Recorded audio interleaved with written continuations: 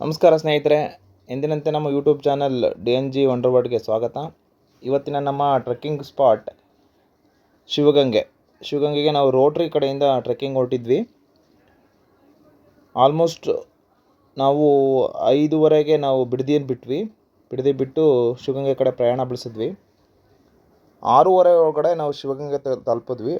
ಅಷ್ಟರೊಳಗಡೆ ನಮ್ಮ team already ಅಲ್ಲಿಂದ dispatch ಆಗಿತ್ತು. ಸರಿ, ನಾವು ಅವ್ರನ್ನ ಚೇಸ್ ಮಾಡೋ ಇದರಲ್ಲಿ ಶಿವಗಂಗೆಯಿಂದ ಹೊರಟ್ವಿ. ಶಿವಗಂಗೆ ಅನೇಕ ವಿಸ್ಮಯಗಳಿಗೆ ಸಾಕ್ಷಿ.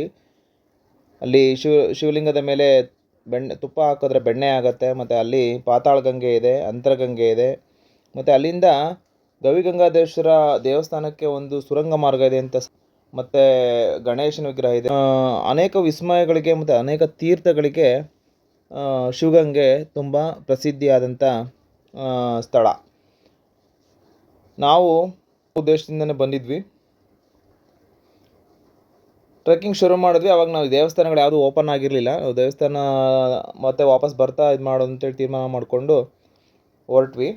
ಇವರು ಭರತ್ ಕೀರ್ತಿ ಅಂತ ಹೇಳ್ಬಿಟ್ಟು ನಮ್ಮ ಬಿಡದಿ ರೋಟ್ರಿ ಸೆಂಟ್ರಲ್ ಸದಸ್ಯರು, ಮತ್ತು ನಾನು ನನ್ನ ಮಗಳು ಬಂದಿದ್ವಿ. ಬಂದು ಹತ್ತಲಿಕ್ಕೆ ಶುರು ಮಾಡಿದ್ವಿ. ಸ್ಟಾರ್ಟಿಂಗಲ್ಲಿ ತುಂಬ ವ್ಯವಸ್ಥಿತವಾಗಿ ಮೆಟ್ಲುಗಳನ್ನ ವ್ಯವಸ್ಥೆ ಮಾಡಿದ್ದಾರೆ. ಆ್ಯಂಡ್ ಶೂ ಹಾಕ್ಕೊಂಡು ಸಹ ಹತ್ಬೋದು. ಬರಿಗಾಲಲ್ಲಿ ಕೆಲವರು ಹತ್ತಾ ಇದ್ದರು. ಶೂ ಹಾಕ್ಕೊಂಡು ಸಹ ಹತ್ಬೋದು. ಶಿವಗಂಗೆ ತುಂಬ ಪ್ರಸಿದ್ಧವಾದಂಥ ತುಂಬ ಹಳೆಯ ಕಾಲದ ದೇವಸ್ಥಾನ.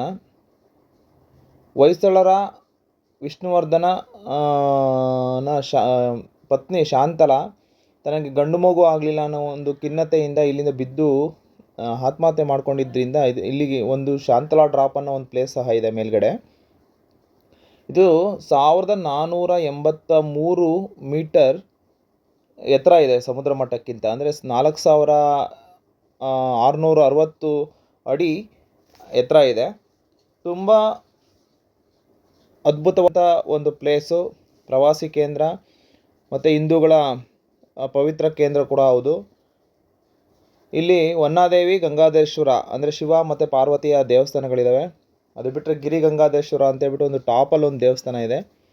ಮತ್ತು ಒಂದು ವೀರಭದ್ರೇಶ್ವರ ಅಂತೇಳ್ಬಿಟ್ಟು ಒಂದು ದೇವಸ್ಥಾನ ಇದೆ.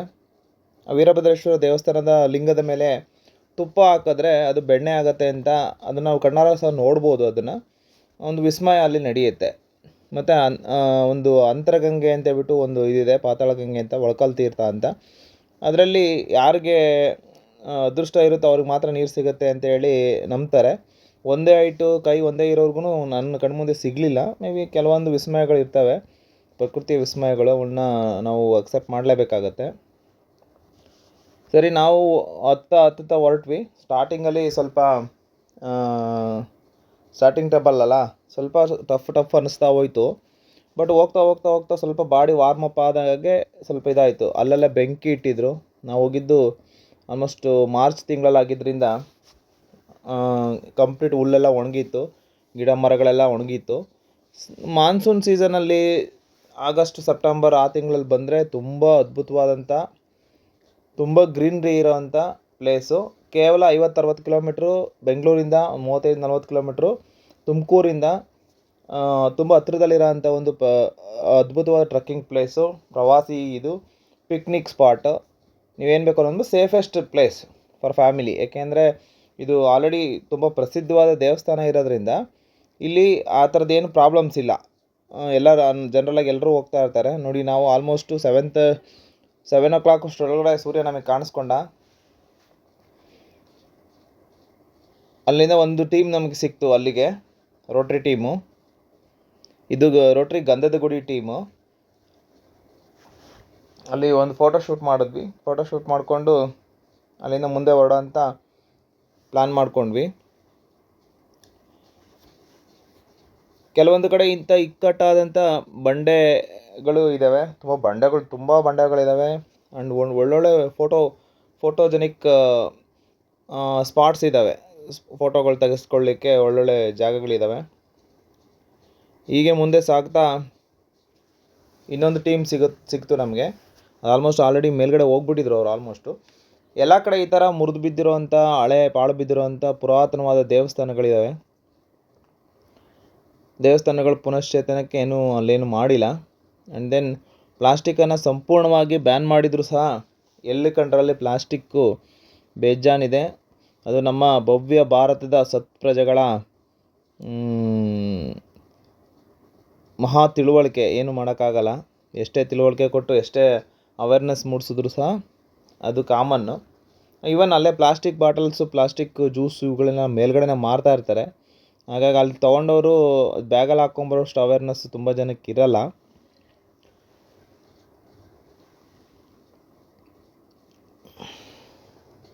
ನೋಡಿ, ಇನ್ನೊಂದು ಟೀಮ್ ಸಿಕ್ತು ನಮಗೆ. ಅಲ್ಲಿಂದ ಜಾಯ್ನ್ ಆಯಿತು. ಅಲ್ಲಿಂದ ಜಾಯ್ನ್ ಆಗಿ ಅಲ್ಲಿಂದ ಮತ್ತೆ ಹೊರಟ್ವಿ. ನೋಡಿ, ಎಲ್ಲಿ ನೋಡಿದ್ರಲ್ಲಿ ಪ್ಲಾಸ್ಟಿಕ್ಕು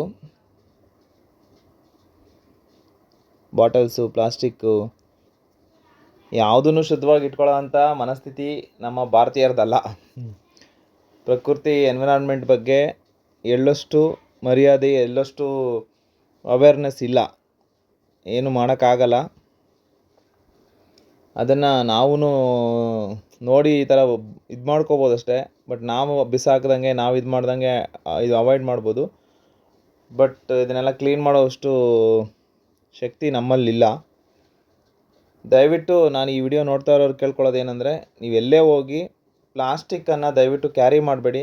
ಕ್ಯಾರಿ ಮಾಡಿದ್ರೆ ದಯವಿಟ್ಟು ನಿಮ್ಮ ಬ್ಯಾಗಲ್ಲಿ ವಾಪಸ್ ತೊಗೊಂಬಂದು ಅದನ್ನು ವ್ಯವಸ್ಥಿತ ರೀತಿಯಲ್ಲಿ ಡಿಸ್ಪೋಸ್ ಮಾಡಿ, ಎಲ್ಲಂದರಲ್ಲಿ ಬಿಸಾಕಬೇಡಿ.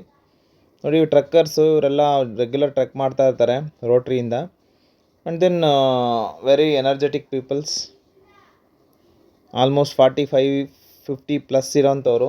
ಆದ್ರೂ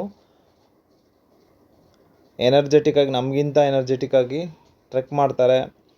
ಆ್ಯಂಡ್ ದೆನ್ ಪಾರ್ಟಿಸಿಪೇಟ್ ಮಾಡ್ತಾರೆ.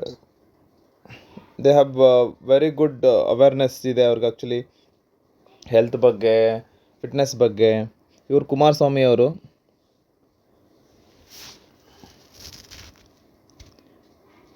ನಮ್ಗೆ ಅವಾಗವಾಗ ಸಿಗ್ತಾ ಇರ್ತಾರೆ. ರೇಷ್ಮಾ ಮೇಡಮ್. ಆ್ಯಂಡ್ ದೆನ್ ನಮ್ಮ ರೋಟ್ರಿ ಪ್ರೆಸಿಡೆಂಟ್ ಆದಂಥ ಹಿರೇಮಠ ಅವರು ಬಂದಿದ್ದರು. ಹಿರೇಮಠ ಅವರು ಇನ್ನೇನು ಆಲ್ಮೋಸ್ಟ್ ಸಿಗ್ತಾರೆ ನಮ್ಮ ನೆಕ್ಸ್ಟ್ ವಿಡಿಯೋದಲ್ಲಿ. ಕೋತಿಗಳು ಕಾಟ ತುಂಬ.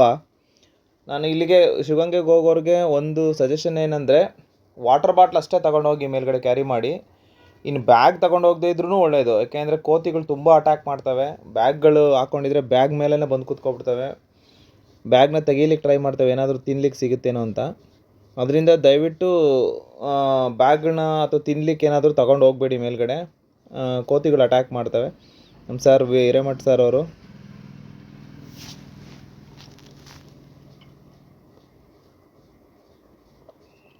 ನೋಡಿ, ಎಲ್ಲಿ ನೋಡಿದ್ರು ಬಂಡೆಗಳು, ದೊಡ್ಡ ದೊಡ್ಡ ಬಂಡೆಗಳು.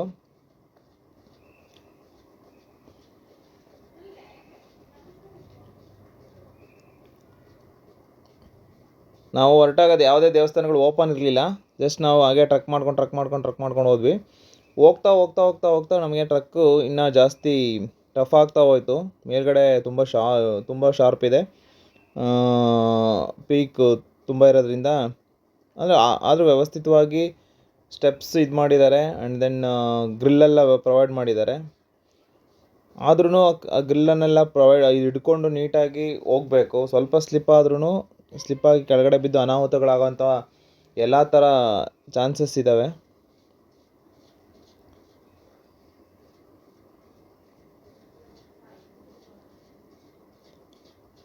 ವನ್ನಾದೇವಿ ಮತ್ತು ಗಂಗಾಧರೇಶ್ವರ ಅವರ ದೇವಸ್ಥಾನ ಇಲ್ಲಿ ಇದೆ.